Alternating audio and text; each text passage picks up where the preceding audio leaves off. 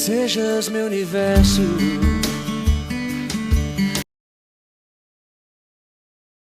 Boa tarde, boa noite, bom dia. Não sei que hora que você está acessando esse vídeo, mas desde já estamos aqui do 1 Samuel 7:12 Cast. Estamos aqui como prometido no nosso cronograma, mais um servo de Deus enviado pelo Senhor para evoluir um assunto que vamos estar ministrando para nossas vidas e para suas vidas. Desde já agradeço pelos 500 inscritos, vamos rumo aos 600. Não deixa de deixar o like, não deixa de nos apoiar na divulgação do trabalho. Vai lá na página do Facebook também. Aqui, irmãos, na thumbnail, vai ficar aqui também os patrocinadores, Aline Félix Moda, como é que chama a sua empresa lá, Rafa? Bets Express, a DG Kicks. Vai ficar aqui também as obras sociais que nós apoiamos, como a Fonte de Vida, a Casa de Recuperação presidida pelo pastor Leonardo, o trabalho do irmão Eli Cadeira, tá bom? De recuperação de pessoas na rua. Então, apoie esse trabalho. Vai ficar o QR Code ali. Se vocês quiserem fazer uma doação para esse ministério dos irmãos, faça no nome de Jesus. Amém? Está aqui o nosso amigo, pastor Washington, prazer de conhecer. E talvez a gente se conhecia no mesmo lugar e não sabia, né? E no final, eu vou estar fazendo uma oração para vocês. E deixa a apresentação com o pastor Washington, quem ele é, com quem ele é casado, da onde ele veio, qual a igreja que ele faz parte. Hoje eu faço parte da igreja Yoshua, dirigida pelo pastor Douglas, e auxilio lá como pastor auxiliar, casado com a pastora Simone, minha esposa, pai de 4 filhos, vô de 4 netos. Você tem, tenho netos. Que é isso, você é novo, hein? Eu pareço novo. Só no registro, né? Só no registro, né? Sirvo a Deus há 25 anos, né? Há 25 anos a qual eu me converti. Há 15 exerço o ministério como pastor. Glória a Deus. Né? E venho trabalhando desde então dentro do ministério evangélico, fazendo a obra de Deus. Sou também fundador do Instituto de Ensino, a Igreja de Deus Palavra da Verdade, a qual nós damos o curso teológico, trabalho com capacitação de obreiros, com bastante trabalhos envolvendo batalha espiritual e libertação, ao trabalho onde nós damos mais ênfase, né? E é isso, né? Estamos cooperando com a obra de Deus até a vida do nosso Senhor Jesus Cristo. Amém. O senhor, então, nesses seminários, o senhor pode contatar o senhor para estar aí, né, nas igrejas? Pode sim, posso. Amém. Faço trabalho tanto dentro de um espaço que a gente tem, mas eu também vou até os ministérios e faço trabalho lá. Caso a igreja sinta interesse de fazer um trabalho direcionado para os seus obreiros, seja na área de capacitação de obreiros, seja na área de libertação, ou mesmo na área de batalha espiritual, se a igreja sentir, e nós estamos à disposição, né? Nós podemos deixar o contato para aquelas igrejas que sentirem interesse de nos contactar. Amém. Irmãos, então vai ficar aqui o contato do pastor Washington, se caso você que tem uma congregação, ou você faz parte da congregação, e então sempre é bom a gente buscar capacitação. O pastor, ele milita nessa área, então convoque ele lá juntamente com a esposa. Eu acredito que ele vai estar levando material, e não só teórico, mas algo prático ali para a igreja. Jesus. Amém? Pastor, já que o senhor já milita nessa área, nós vamos falar hoje sobre papel e caneta na mão, fecha a tela e abra a tela. Nós vamos falar sobre libertação. Amém. Amém? Pastor, tem um texto bíblico que não é muito relacionado à libertação, mas nos dá interesse no assunto também. A carta do apóstolo Paulo, Gálatas, capítulo 5, verso 1, está escrito assim: estejais, pois, firme na liberdade com que Cristo nos libertou. Não tornei a se colocar debaixo de jugo de servidão. Em João também está escrito, né, que se o Filho vos libertar, verdadeiramente sereis livres. Um texto que é considerado pelos teólogos o quinto evangelho, que é Isaías 53, fala que sobre si ele levou todas as dores, todas as enfermidades, fez maldito no nosso lugar, não é? Então, o trabalho de libertação, pastor, ao mesmo tempo que é uma bênção, que não é todos, hoje em dia tem muitas pessoas brincando com esse trabalho. Sim. A gente não devemos ser antiético para apontar, mas uma pessoa séria como o senhor, que já trabalha, já viu muita coisa aí, muita bizarrice, como fala assim, eu queria aqui que o senhor evoluísse com nós esse assunto e agradecer a família também, né, que liberou ele para estar aqui.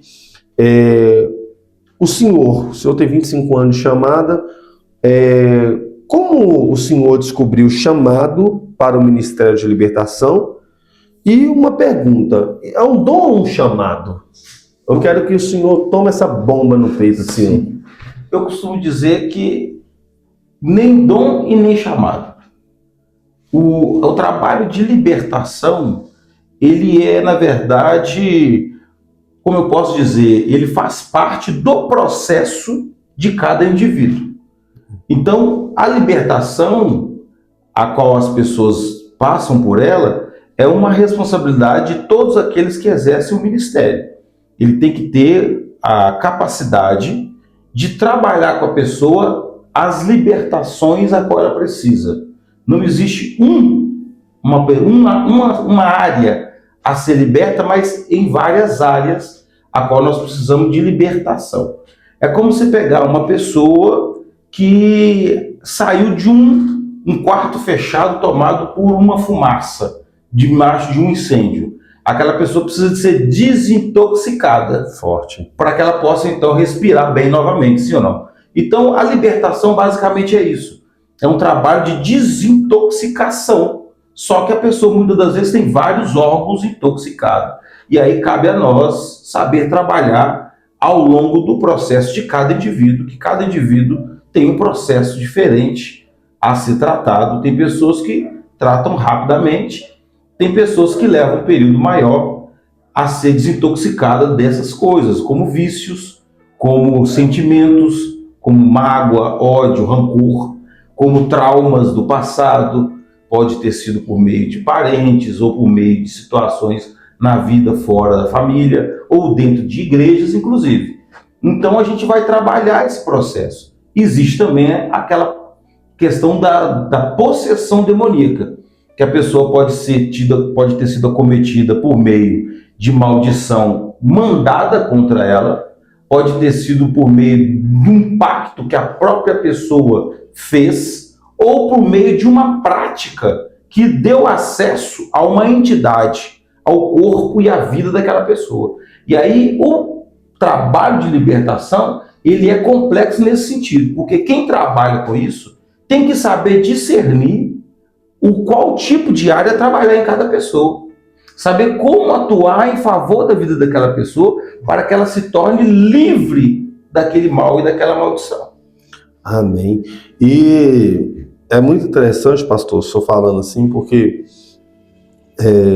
claro, cada igreja trabalha de uma forma, mas quando você vai entender hoje em dia, e logicamente que eu acho que antes os pastores, eu acredito que era tanto de Deus, que pastores de libertações, eles faziam trabalhos que 5 anos de faculdade de psicologia você tem que se preparar para você fazer, que é procurar saber aonde tem ciclos, aonde tem pessoas que se prenderam aquilo ali. E olha só para você ver como o chamar de Deus é além do que a gente pensa. Então, talvez muitas pessoas acham que é automático, né? Não. Não, chega aqui e vamos lá, mas sendo que o próprio Cristo, os discípulos que estavam preparados, não conseguiu expulsar demônios. Não. E aí Jesus falou assim, tem casta de demônio, jejum e oração. E aí, pastor, vamos para a segunda pergunta, que o trem tá pegando fogo, né? Não é verdade? Vamos lá, aqui eu falo sempre, né? Eu amo o meu pentecostal, mas aqui não é nem pentecostal, né? Nem batista, né? Congregacional, né? Presbitério, aqui é integral, faz mal para ninguém. Faz mal para ninguém. Vamos lá. Pastor, hoje em dia eu vejo, as pessoas antigamente falavam que tinham obreiros muito despreparados. Sim. Mas hoje em dia eu vejo que o ser humano, por acesso às informações, eles estão abandonando cada dia mais que passa o despreparo. Porque a vida com Deus é uma receita, jejum, oração e palavra. Sim. Mas aí vai uma bomba no peito do Senhor. Quem trabalha com libertação, ele precisa ter um cuidado espiritual específico, especial. Por quê? Eu costumo dizer, pastor, um costume meu, toda vez que um pregador da igreja prega na igreja, lá na congregação, a gente tem uma liberdade ao que o Espírito de Deus dá, e os pregadores são muito capacitados para isso, pelo Espírito Santo de Deus. Eu sempre gosto de orar por eles depois. Sim. Porque toda palavra lançada também ela é atacada. Sim. Não é? E tem um ditado, gente, que não sei se isso vai dar um corte, os nossos pais, eles falavam que a gente tem que viver o que prega. Sim. E eu costumo entender que, eu acho que dificilmente nós vamos viver o que prega, porque nós somos seres humanos. Mas o mínimo que a gente tem que aprender com o que foi pregado. Sim. Seja por você ou por outros. Mas tem que ter um cuidado específico, porque tem pessoas que falam assim, eu trabalho com libertação. Então, qual o cuidado que tem que ter? Ou a busca específica disso aí?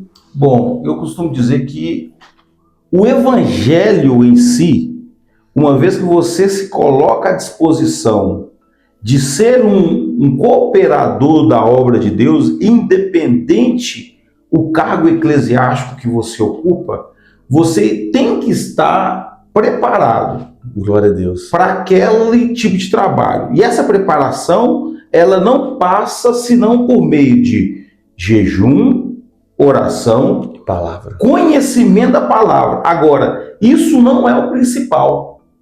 O principal cuidado que nós temos que ter é de aprender a ouvir a voz de Deus e obedecer. Porque o que dá poder a nós, presbíteros do Senhor, para fazer a obra, para executar o trabalho do Evangelho, é a autoridade.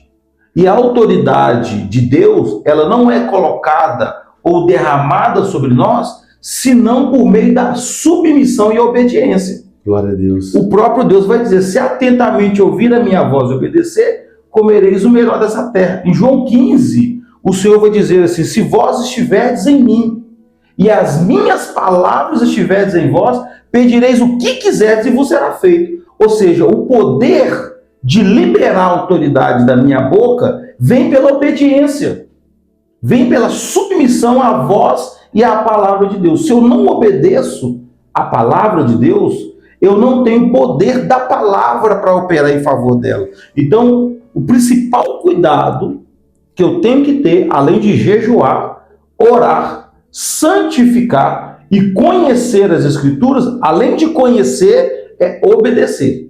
Forte. Porque o poder vem pela obediência, se não por outro caminho. Tá entendendo? Então, é muito comum se ver pessoas hoje na igreja, e é o que a gente mais vê, uma incredulidade e um afastamento das coisas espirituais dentro das igrejas hoje, no geral. Mas isso acontece por quê? Porque as pessoas querem viver o lado teórico da fé. Porque para viver o lado prático da fé, não tem outro caminho senão por meio da renúncia. Renúncia de si para obedecer à voz de Deus. Amém. Porque você não consegue obedecer a Deus se você não renunciar a si mesmo. Deixa eu te fazer uma pergunta dentro disso aí, é só um gancho, tá? Só um alento. Você acha que também cabe a pessoa que trabalha com libertação, automaticamente o homem é seduzido pelo poder? Sim. E há um poder ali grandioso para parte de Deus para expulsar demônios. Você acha que a pessoa também tem que ser carregada também de duas coisas que hoje é difícil para algumas pessoas líderes? Humildade, prestação de conta com liderança de igreja e até mesmo equilíbrio emocional e espiritual. Por quê? Porque talvez o cara tem hora que, se ele não tiver uma maturidade, como Paulo fala lá em 1 Coríntios 13, que fala assim, ó, quando eu era menino, eu pensava como menino e fazia coisa de menino. Se ele não tiver uma maturidade, ele acha que ele sobrevém a vida dele, achando que ele está acima de muitas coisas. Sim. E aí ele deixa de ser instrumento e faz um Deus do chamado. Justamente. Não é? E aí, ele tem que ter uma prestação de conta com a liderança e uma pergunta, tá, pastor? Dentro dessa aí mesmo. E um equilíbrio emocional e espiritual. Por que eu estou falando com o senhor? Porque teve um pastor que congregou com nós muito tempo que ele trabalhava com libertação. E eu sou muito de respeitar o ministério das pessoas. Lógico que a gente não abre mão da parte litúrgica, mas o que o Espírito está conduzindo. Só que ele era arrebentado emocionalmente, ao ponto que, tipo assim, talvez ele tinha um chamado como um apego emocional, mas o dia que talvez, tipo assim, o chamado já não estava sendo ali, talvez até mesmo Deus cessou algum tempo ali, não sei, não tirou o chamado para ele cuidar dele mesmo, ele desviou. Sim. Porque o senhor acha que prestação de conta, equilíbrio emocional e ao mesmo tempo humildade é necessário? Sim, vamos lá. O que é importante entender com relação a isso? Que, infelizmente, todo o poder traz para o indivíduo que o recebe um certo sentimento de superioridade. Então, todo o ser, todo o humano que recebe de Deus um poder para algo, para uma missão, para um propósito ou para um ministério, ele começa a entender de si mesmo que ele é algo diferenciado dos demais, aos olhos de Deus. Isso é um erro. Isso é um erro. Então, o que cabe ao homem ou à mulher que é usada por Deus é a maturidade espiritual. Forte. Porque a maturidade espiritual faz você entender que não é você. É Deus. É Deus. Então você nunca acha que é você alguma coisa. Mas isso só adquire com o tempo. Ou com os danos. Ou com as quedas. As quedas. Infelizmente, as quedas, em alguns casos, vão ser necessárias para que a pessoa chegue num ponto de entender que não sou eu, mas é o poder de Deus que age através de mim. Agora, importante também a gente saber que Deus opera tudo em todos segundo a sua vontade. Então, tem situações que pessoas não vão estar dentro de um critério determinado pela própria palavra para ser usado por Deus, mas mesmo assim Deus vai usar. Por quê? Ele vai buscar muitas das vezes uma intrepidez em mim, com toda a preparação para ser usado, que muitas das vezes eu não vou ter. Mas vai encontrar num outro que talvez não tenha a mesma preparação, mas tem a intrepidez que ele quer para aquele momento para executar a obra em favor de alguém.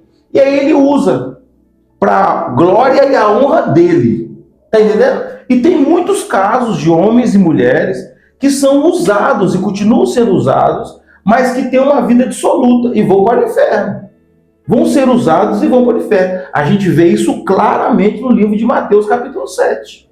Lá no versículo 22, ele traz isso de maneira clara. O que ele estava falando ali? São pessoas que ele atribuiu a elas dons para que elas operassem algo em nome dele, e eles vão dizer: em teu nome eu curei, em teu nome eu libertei, em teu nome eu expulsei demônios. E ele vai dizer: apartai-vos de mim, porque eu nunca vos conheci. Porque são pessoas que tinham um talento, um dom para praticar aquele ato, para agir com aquele poder, mas não tinham humildade e submissão a Deus. Verdade. E isso vai conduzir eles ao inferno. Então, isso é importante a gente saber separar. Por isso que a gente, lá no livro de Gálatas, como o irmão citou, lá nós vamos ver a diferença dos verdadeiros servos e dos maus servos. Gálatas 5,16, o Senhor vai dizer ali características dos que vão para o inferno. No versículo 22 em diante, ele fala as características dos que vão para o céu. Então, a gente entende que há uma diferença de você ser usado por Deus e de você ser homem de Deus. São duas coisas separadas. Você pode ser homem de Deus e usado por Deus. E você pode ser, ao mesmo tempo, usado por Deus e não ser de Deus. É como se fosse aquele velho ditado, né? Há uma diferença do o homem de Deus e o homem que Deus usa. E o homem que Deus usa. Exatamente isso. Então é importante fazer essa separação. E a pessoa que se exalta, que se souber, eu tenho comigo, tá? Isso aí já é algo não bíblico, mas um pensamento meu. Como Paulo, digo eu, não sei. Digo eu, mas não Senhor. Que aquele que enriquece, aquele que extrai riqueza e prosperidade por meio da palavra, ele já recebeu o seu galardão. Esse é o meu pensamento. Porque a Bíblia fala assim, que aquele que faz saber a mão esquerda o que fez a direita, já recebeu a sua paga. Então, a gente tem que fazer a obra de Deus sempre elevando o nome de Deus. Quem fez? Deus. Quem opera? Deus. Quem cura? Deus. Quem liberta? Deus. Quem salva? Deus. Eu sou o quê? Um instrumento de Deus. Glória a Deus. Que ele quer usar agora, mas pode ser que amanhã ele já não queira mais. Amém. Eu estou aqui à disposição para ser usado. Se amanhã ele não quiser mais, eu tenho que ter humildade de dizer, hoje Deus não quer me usar, irmão. Eu estou precisando de receber uma revelação. Irmão, Deus não me deu nada.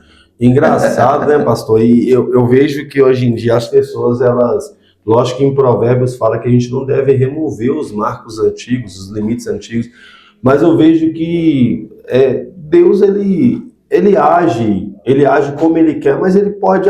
não é uma receita de bolo. Não tem. Exemplo, tem coisa que Deus talvez não quer usar agora. Justo. Vamos pegar o exemplo de Mardoqueu, que eu sempre falo, que Esther, na limitação, falou, mas como vai ser isso? Ele falou assim, Esther, talvez você foi levantado para esse tempo.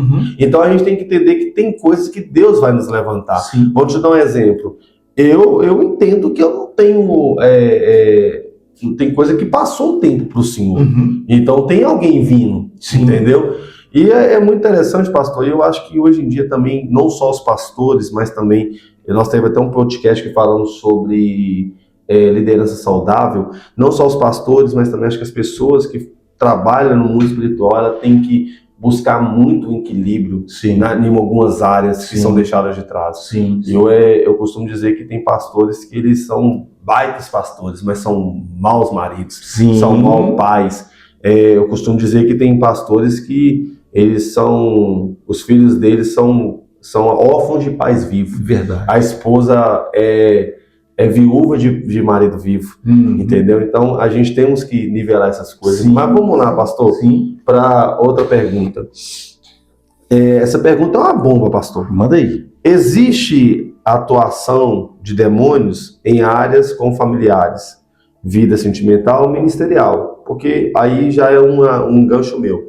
Tem um poder espiritual que foi dado para os pais, pastor, que ensina o seu filho no caminho. Então tem coisas talvez que o senhor já milita nessa área, só que eu vou tentar uma agenda com o senhor para a gente falar um pouco sobre maldição hereditária. Hoje não é o dia para falar muito disso não, mas vamos lá. Tem coisas que talvez eu nem considero como uma maldição hereditária, eu considero como um ensino hereditário. Então talvez passou de mãe para filho, de pai, porque ciclos que foram abertos e não foram fechados. Então a pergunta existe atuações demoníacas em áreas familiares. A vida sentimental, pastor, e no ministério. Como discernir isso biblicamente falando? Se é de amparo sentimental, ministerial, como é que a gente separa isso aí? Vamos lá. O que nós entendemos sobre maldição hereditária, eu não gosto nem de usar esse termo. Eu também não. Eu gosto... Abrir um bastidor seu, eu não gosto de usar. Eu não gosto desse termo. Eu prefiro falar que são demônios familiares, espíritos familiares. Familiarizado naquela situação. Né? O que acontece? Todo espírito, ou todo demônio, ou todo espírito maligno, ele entra por meio de frestas, por meio de brechas. Então, nunca entra uma legião em uma pessoa, para que a gente possa chegar na plenitude dessa resposta. Ele nunca entra de uma vez trabalhando em todas as áreas contra aquela pessoa. Ele entra por um caminho ele entra. Então esse espírito ele entra por uma brecha. Eu vou trazer um exemplo aqui. Então a pessoa deu uma brecha na área dele financeira. Ele deu uma brecha, ele comprou algo e deu cano em alguém. Aquilo ali foi uma brecha que ficou aberta. Então entra um espírito devorador porque ele defraudou alguém. E aquele espírito devorador entrando, ele atua na vida financeira daquela pessoa de maneira que induz ela a abrir outras brechas na vida dela. Então, por ele estar tomado por um espírito que está atuando na vida financeira, ele começa a ficar nervoso, estressado e começa a trazer mal para a esposa. Ser ignorante, arrogante, nervoso, dentro de casa contra o filho ou contra a esposa. Ali se abre um novo espírito, um outro espírito entra, que é o espírito da contenda. Aí esse espírito da contenda começa a trazer divisão entre ele e a esposa, entre o pai e os filhos. E aquele espírito da divisão abre portal para ele prostituir com a outra pessoa, porque ele está descontente em casa, está brigando com a esposa, está sem paz no lar. Aí ele vai e entra um espírito da prostituição. E aí vai entrando aquela quantidade de espíritos e atuando em cada área. Por isso lá no livro de Apocalipse fala, lembra onde caiu. arrepende e volta. Então, quando a gente entende que a gente Quer dizer, recalcular a rota. recalcular a rota, a parte mais difícil da libertação, que a Bíblia diz assim, aquele que confessa e deixa, alcança a misericórdia. Então, quando eu entendo que eu pequei, eu errei, o primeiro passo para a libertação é fechar a brecha por onde aquele espírito entrou. Eu tenho que, primeiro de tudo... E por isso que surgem as legiões. Isso! Até ver a questão da palavra dos demônios de Gadara, a questão do Jesus foi. Sim, ali ele já tinha tomado todas as áreas da vida daquele homem. É aí onde vem o último, que é o espírito ceifador, que hoje é conhecido como depressão. Aonde aquele espírito faz a pessoa entender que ela não é ninguém. A pessoa começa a perder a admiração própria, ela perde perspectiva de vida, ela perde a fé, ela perde todo a autonomia própria e ela começa a se sentir como um nada. Esse espírito veio para derradar aquela vida, para acabar com aquela vida, para tirar aquela vida dele. Pastor, é uma coisa é uma pergunta muito interessante. Estava até falando com o Rafa que eu estava estudando sobre isso, porque isso já alcançou muito a minha família. Sim. E eu, há pouco tempo atrás, eu descobri que minha família ela é oriunda do candomblecismo. Eu sou a primeira geração de crente, só para você ter ideia. Eu vim de lá. É oriunda do candomblecismo. Só que na minha família foi muito sobrecarregada de infidelidade e tal, essas coisas. Sim. Olhando por essa, logicamente que a gente não pode tratar todo caso igualitário. Mas vamos te dar um exemplo. Se porventura teve infidelidade, não estou falando da parte, mas assim, que já tratei casos assim. Tem alguns adultérios, seja de homem ou de mulher, que a gente pode considerar como algo espiritual. A gente não pode colocar no campo espiritual porque também tem a carnalidade. No campo espiritual como uma fraqueza ou como uma falta de caráter? Aí vai depender. Porque o que acontece? Existe... Lógico que teve um espírito instalado ali. Sim, mas a atuação da pessoa naquele ato de pecado, naquele ato pecaminoso, pode ter sido por já uma falha, a pessoa já tinha uma predisposição para aquilo, um desvio de caráter para aquela ação, para aquela atitude, ou mesmo a pessoa não tinha esse desvio de caráter, mas houve um espírito por detrás, induzindo aquela pessoa a isso. Geralmente não atacando diretamente, às vezes, o homem, mas às vezes atacando a mulher, colocando nela, talvez, falta de libido pelo marido, restringindo entre ela e o marido o ato sexual. Olha aí pra você ver. Isso pode... Aí começa a mexer com a mente do homem. E às vezes ela nem está traindo ou nem está pensando em outro. Mas aquele espírito que entrou por uma brecha, ou que ele ou ela trouxe, ou os dois, entrou no meio dos dois, colocando falta de libido, ou do marido com a mulher, ou da mulher com o marido. Aí vem aquela questão que o senhor falou, vai desencadeando. Falta de admiração, validação, um monte de coisa. E aí chega um tempo que, como se diz aquela frase, né? O diabo ele não entra em você, mas ele é especialista em te incentivar, inclinar para aquilo que você quer. Justamente. A maior atuação do diabo contra a vida, porque se criou uma figura, um pensamento ao longo de muitos anos dentro da igreja evangélica, personagens de que a libertação era só por meio da imposição de mão quando a pessoa manifestava. Mas a maior atuação do diabo contra a vida do ser humano nunca foi manifestando ou incorporando no ser humano. Só a gente pegar desde os primórdios. A serpente não incorporou em Eva para induzir a Eva ao pecado. Entende? Então a maior atuação do diabo não é incorporando, mas induzindo, abrindo situações, criando situações e te empurrando para aquilo. Por quê? Porque ele não pode ser culpado dos seus atos. Então quando você comete um ato por vontade própria, ainda que foi orientado, ainda que você tenha sido induzido, você não pode virar e falar, a culpa foi do diabo. E é por isso que nós... Porque senão ele vai ser responsável pelos seus atos. E você não será julgado nem condenado pelas suas atitudes. Ele quer que você seja julgado. Ele quer que você seja condenado. Então ele age te empurrando para cometer um erro. É como se fosse aquela palavra que eu acho muito interessante, que o diabo, ele ele atende a sua necessidade, ela atende a sua vontade, mas te abandona na sua necessidade. Necessidade. Isso é muito interessante. Ele está ao nosso derredor, não é à toa. Ele está sondando desejos, sonhos e fraquezas. Ele age em cima disso. Você quer ver isso na Bíblia, Mateus capítulo 4. Pastor, só uma pergunta. Fica muito dinâmico, mas só uma pergunta. Desculpa interromper o senhor. Então, entenda-se, não sei se é uma pergunta bem ignorante, sim, mas é uma pergunta que eu acho que eu tenho essa pergunta comigo por aquele livro que eu li, Porcos na Sala. Já leu? Não, ainda não li. Não, Porcos na Sala. Que dependendo da sua inclinação, que você vai ter que lutar, tem coisa que você vai levar para a eternidade, que você vai lutar, que até tem coisas que vai ter que ser entre você e Deus, porque o diabo, ele capta o que você fala e te tenta naquilo que você todo dia fala, não quero, não quero. Justamente. Porque o próprio apóstolo Paulo, ele fala isso numa das suas cartas. O bem que eu quero, eu não faço. Mas o mal que eu não quero, o mal que eu não quero, eu faço todo dia. Ele estava manifestando uma inclinação do caráter que ele tinha e que ele vivia lutando com aquilo constantemente. É o que nós denominamos como o espinho da carne de Paulo. Porque é aquilo que você tem como característica.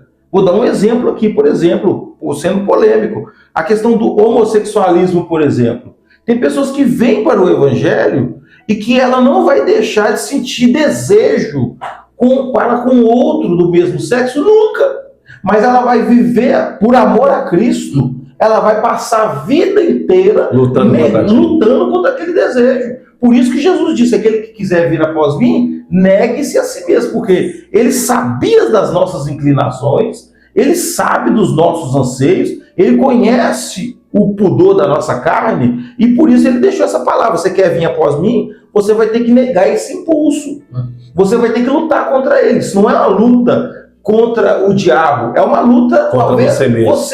Talvez a luta mais dura que nós enfrentamos na Terra não é contra o diabo. A maior luta que nós, como pastores, vamos tratar e lidar com pessoas é fazê-las entender que aquela inclinação da carne, a qual ela tem, é a luta dela. E que ela vai ter que pelejar por amor a Cristo e por anseio à salvação ao longo de toda a sua carreira como ser vivente na Terra. Então isso é algo que nós temos que fazer entender. Que tem coisas que não vai ser uma imposição de mão e que não vai ser uma campanha de oração que vai tirar da pessoa. Mas uma maturidade espiritual. Uma maturidade que muitas das vezes nós não ensinamos. Falar, você vai ter que lutar contra isso. Esse impulso da carne, o seu impulso é para o homossexualismo, mas o meu impulso é para as drogas. Porque eu fui do vício, fui das drogas e até hoje, se eu sinto um cheiro de cigarro, o nariz coça. Se eu vejo, eu passo na porta de um bar e vejo às vezes alguém tomando um copo de cerveja, a boca saliva. Mas eu luto contra aquilo até hoje. É porque muitas pessoas não têm coragem de expor. Essa exposição seria importante para que as outras pessoas que estão lá, neófitas, iniciando a sua carreira, não se sintam tão rebaixadas e muitas das vezes, por conta de uma queda, saem da igreja. O pastor Leonardo, que eu mando um abraço da Fonte de Vida, quando o dependente químico ele vai se recuperar, ele finaliza o dia, ele fala uma coisa que eu achei muito interessante. Ele fala assim, Cristo te libertou e te limpou, mas não se dê alta. Você adoeceu, então você vai ter que todo dia continuar na liberdade da libertação. Isso. Todo dia você vai ter que falar um não. E Charles Spurgeon, ele fala uma coisa muito interessante no sermão dele, que ele fala assim, eu sou o pior homem que eu conheço.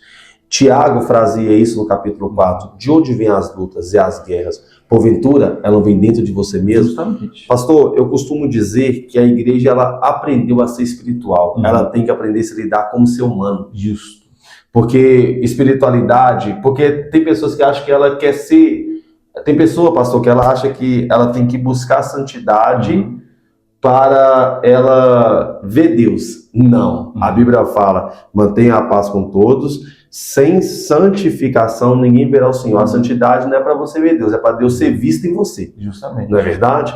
Então, isso é um assunto, pastor, que, como o senhor é teólogo, né, a armatiologia é algo que as pessoas deixaram de estudar, que é a doutrina do pecado. Mas eu posso ser bem duro? Pode, à vontade, fica à vontade. Eu acho que a igreja hoje ainda não aprendeu a ser espiritual e ainda não aprendeu a lidar com o ser humano. Porque quando eu falo de espiritualidade, eu estou falando de preenchimento do Espírito Santo. E o Espírito Santo, ele é o quê? O Consolador. Então, eu não consigo ver uma igreja espiritual que não saiba lidar com o ser humano. Não, se o principal propósito do Espírito Santo é justamente esse. Jesus, quando ele veio tratar com os discípulos após a sua morte, ele, no seu sermão, ele disse, olha, eu vou ao Pai e eu vou lhes enviar um Consolador. O Espírito Santo, aquele que é a vez de vos ensinar tudo o que é a vez de fazer e tudo o que é a vez de falar. Então, o Espírito Santo, se ele está em mim, a hora que entra um drogado na igreja, eu tenho condições de cuidar, porque eu estou cheio do Espírito. Se chega um homossexual, eu tenho condições de cuidar, porque eu estou cheio do Espírito. Então eu falo que a igreja hoje ela está muito teórica na espiritualidade, mas ela ainda não aprendeu sobre espiritualidade. Mas, pastor, formulando, eu falei que a questão é a seguinte, a igreja, ela, desde quando ela iniciou, ela conseguiu desenvolver algo para ser espiritualizada. Isso, para buscar... Então, só para me reformular. Só que hoje em dia, você vê pessoas procurando, não ignoro, tá, pastor? Eu não sou inflexível da pessoa procurar um psicólogo, psiquiatra, também terapia. Não, lógico. Eu acho que é uma ferramenta também. Tem conselho, inclusive, também. Só que, porque tem coisa que a gente chega, tem coisa que não. Só que tem coisa, pastor, que eu vou ser sincero com você, não tô ignorando a profissão e eu admiro.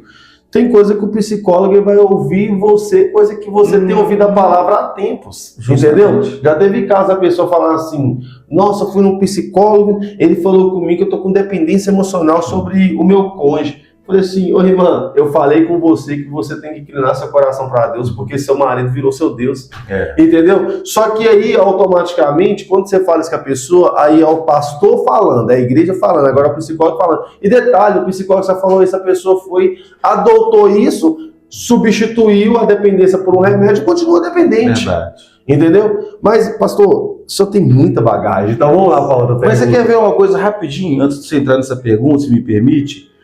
Quando a gente fala de poder na igreja, de manifestação do Espírito Santo, eu trago como exemplo a minha conversão. Eu vim da Umbanda, eu fui ogã da Umbanda, e eu bebia e fumava e usava cocaína. Eu era viciado em cocaína.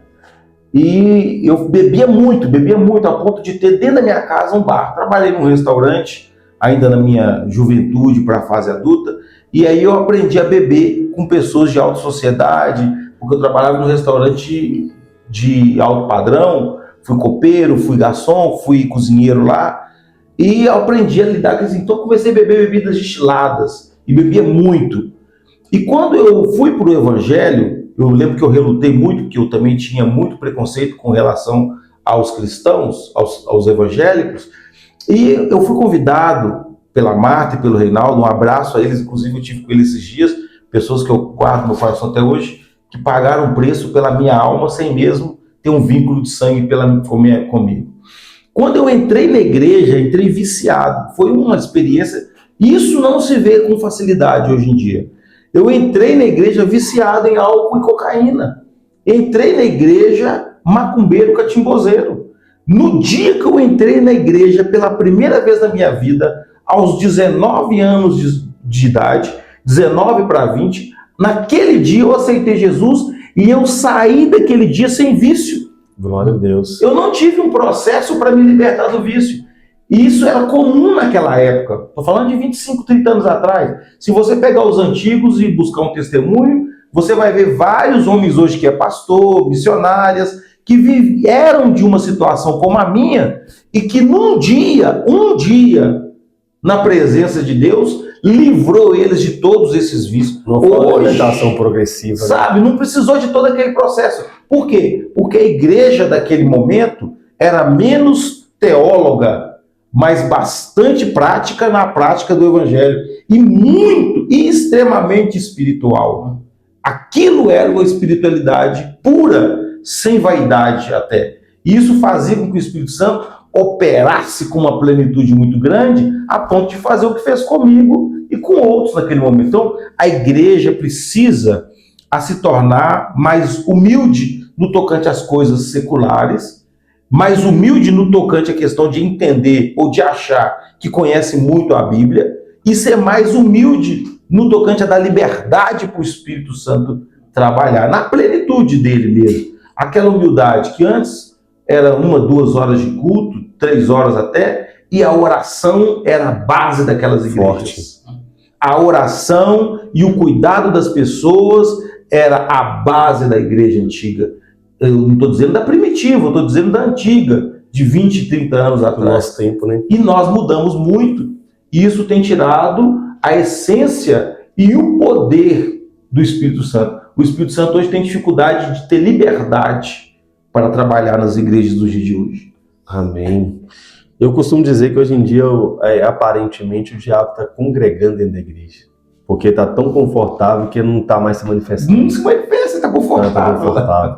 Pastor, eu ia fazer algumas perguntas sobre erros, sobre negócio, mas o senhor respondeu muito bem, nosso tempo está curto. Mas eu vou para a última pergunta. Sim, o senhor já respondeu algumas aqui. E é essa aqui, ó. O senhor, como uma pessoa que veio de algo espiritual e usou, e Deus tem te usado para hoje na luz, né? Qual os maiores erros que as pessoas cometem quando fala sobre libertação espiritual hoje em dia nas igrejas? Assim, sem ter ser uma crítica, mas tem que falar, né, pastor? Sim. Porque eu já resolvi problemas, eu creio em dons de revelação, profecia, e pela graça de Deus, quando Deus tem para falar, fala, quando não, não. Mas eu já resolvi problemas atualmente que costuma... algumas coisas na igreja é como se fosse casamento. Ninguém chega no senhor para pedir um curso de noivo, mas depois senta com o senhor e fala, eu quero divorciar, e agora? Entendeu? E aí, vamos dar um exemplo. Aconteceu, eu já contei esse caso uma vez, mas eu vou refutar porque o senhor trabalha nessa área. A pessoa estava na igreja, ouvindo a palavra, sendo cuidada, debaixo de uma orientação de Deus, numa dependência na oração que Deus tinha para responder. Sim. Foi procurar o tal do profeta do Pix, que trabalha com libertação. O cara cobrou para entregar uma revelação e garantiu algo que depois foi ao contrário. A pessoa se frustrou com Deus, não se frustrou com a gente, mas afastou da igreja, e aí a gente teve que tentar resolver debaixo de muita oração, mostrando que não era Deus, era a pessoa. Sim. Porque Ezequiel fala, se não cumpriu, não foi Deus que falou. Verdade. Pronto. Entendeu? Qual que é os maiores erros que o senhor vê hoje em dia? Ou um erro, especificamente? Olha, o maior erro é que a gente comete no tocante à questão da libertação, é a gente querer resumir a libertação em manifestação demoníaca. Forte, hein? Isso aí dá um forte mesmo. O maior erro é isso. A pessoa resume a orientação, a libertação, a palavra, o ato da libertação, a manifestação demoníaca. Então, dentro das igrejas hoje, a pessoa só entende que houve ali um trabalho de libertação se alguém manifestou e houve um processo de imposição de mãos para aquele espírito ser expelido daquela vida. Se não passou por isso, as pessoas entendem que não houve uma libertação. Mas a gente entende que a maior luta do ser humano para a libertação acontecer é a abrangência de todas as áreas da pessoa. O trabalho mais minucioso que nós fazemos com a libertação é a investigação. É fazer a pessoa fazer um processo de regressão, ela entender aonde ela começou aquela situação que ela está vivendo. Aonde deu esse início? A palavra que foi liberada. Quando começou a crise no seu casamento? Qual o momento em que você mentiu para a esposa? Ou você mentiu para o esposo? Que dali houve uma brecha para um espírito entrar? Qual foi o momento que você liberou uma palavra impensada contra a esposa de ofensa ou do marido? Qual foi o momento? Você lembra? O que aconteceu? Lembro. Pois é ali que a gente vai tratar. Você vai ter que voltar, conversar, pedir perdão. E o ato de pedir perdão, o ato de consertar, não passa necessariamente por você querer ou não. É um ato que você tem que fazer por inteligência, por sabedoria. Porque tem um texto na Bíblia que fala assim, que se você não perdoar o seu irmão, o Senhor também não te perdoa. Então, é um ato de inteligência. Eu te perdoo, não porque eu senti de te perdoar, mas eu preciso de te perdoar, porque senão Deus também não me perdoa. Então, eu me esforço enquanto antes te perdoar, porque eu não sei se o Senhor vai vir daqui uma hora para mim, ou daqui um ano, ou 2. Se você hoje está aqui com um podcast, amanhã você pode estar com esse podcast lá no escritório da Avenida Paulista e eu não tenho mais acesso a você, entendeu? E dali eu não conseguir mais falar com você, eu tenho que te perdoar, eu tenho que tratar. E a gente fica gastando tempo, então existe um processo e a gente reduz isso à manifestação. 90% das manifestações demoníacas que acontecem dentro da igreja ou mesmo fora dela, é para tirar o foco e a atenção.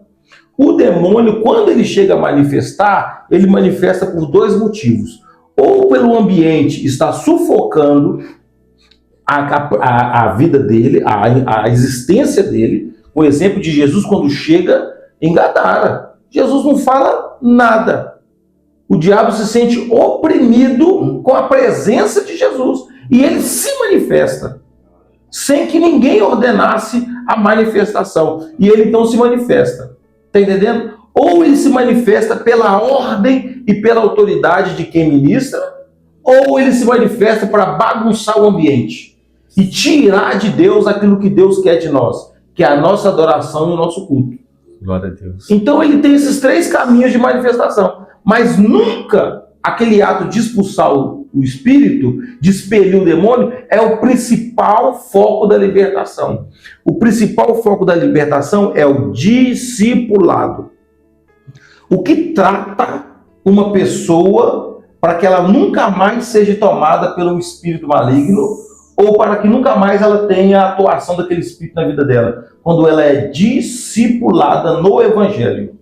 Quando ela entende o processo de crescimento, de fechamento de brecha, quando ela entende o significado do perdão, a prática da palavra, isso fortalece a ela para que nunca mais ela esteja debaixo daquela opressão. Então o maior erro da igreja é reduzir, resumir o ato de libertação por uma imposição de mão, ou por uma campanha, por um espírito ou um demônio. Nunca é só um. Quando a pessoa chega para nós, ela já está há muito tempo debaixo de um processo de opressão. Eu posso dizer então que o demônio ele faz uma camada para te maquiar o real sentido daquilo? Com certeza. Você quer ver um exemplo que eu gosto muito de usar para as pessoas entenderem o que é a atuação do diabo na vida do crente? Lembra de Davi? A Bíblia vai dizer que Davi, quando ele olha para Golias, ele observa em Golias algumas características. A primeira é que Golias era grande, que ele tinha uma armadura e que ele era experiente em batalha. Mas uma coisa chamou a atenção de Davi, que Golias carregava junto com ele um escudeiro. Então, quando Golias vinha, ele vinha com ele e ele trazia com ele alguém menor, um escudeiro. Esse escudeiro tinha a incumbência e a responsabilidade de cansar o oponente de Golias. Então, quando a pessoa ia, ela tinha que primeiro degladiar contra aquele escudeiro. E ela ficava muito tempo degladiando até que ela conseguisse tirar aquele escudeiro da sua frente para que chegasse até Golias. Quando ela conseguia passar pelo escudeiro, ela chegava até Golias cansada, fadigada, já desgastada, porque perdeu tempo com quem não era o seu verdadeiro inimigo. Então, o que o diabo faz? Ele não quer ser descoberto. Ele não quer que a gente saiba que ele está atuando. E o que ele faz? Ele usa pessoas. Não é à toa que isso é muito interessante. Golias amedrontou, é um costume dos filisteus, mas Golias amedrontou o exército de Israel só com a palavra. Só com a palavra. Durante 40 dias. E aí, quando ele chega, o Golias só dá uma espada, mata aquela pessoa com um golpe de espada.